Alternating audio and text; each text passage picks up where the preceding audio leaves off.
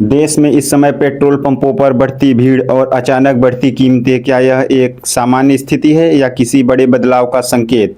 इस समय देश के कई हिस्सों में पेट्रोल और डीजल की मांग अचानक बढ़ी है। इसकी एक बड़ी वजह है नायरा एनर्जी द्वारा हाल ही में ईंधन की कीमतों में की गई बढ़ोतरी। जैसे ही कीमतें बढ़ती हैं, लोगों को आशंका होता है कि आगे और महंगाई बढ़ेगी, और यही आशंका अचानक मांग बढ़ने का कारण बनती है। भारत अपनी ऊर्जा ज़रूरतों का बड़ा हिस्सा दूसरे देशों से आयात करता है, और इस समय सबसे महत्वपूर्ण क्षेत्र है स्ट्रेट ऑफ हॉर्मुज।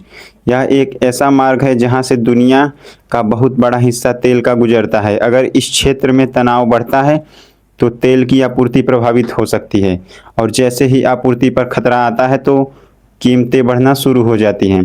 डीजल की कीमतों का सीधा संबंध परिवहन से होता है। यदि डीजल महंगा होता है तो ट्रांसपोर्ट और इसका असर धीरे धीरे हर जगह, हर जरूरी वस्तु की कीमत पर दिखाई देता है। यानी महंगाई बढ़ती है और इसका ज़्यादा प्रभाव आम लोगों पर पड़ता है। अब सबसे जरूरी सवाल, क्या देश में ईंधन की कमी होने वाली है? वर्तमान स्थिति में ऐसा कोई स्पष्ट संकेत नहीं है। भारत के पास पर्याप्त भंडारण और आपूर्ति व्यवस्था है, लेकिन अगर वैश्विक तनाव बढ़ता है या लोगों में डर के कारण अचानक खरीद बढ़ती है तो कुछ क्षेत्रों में अस्थायी दबाव देखा जा सकता है।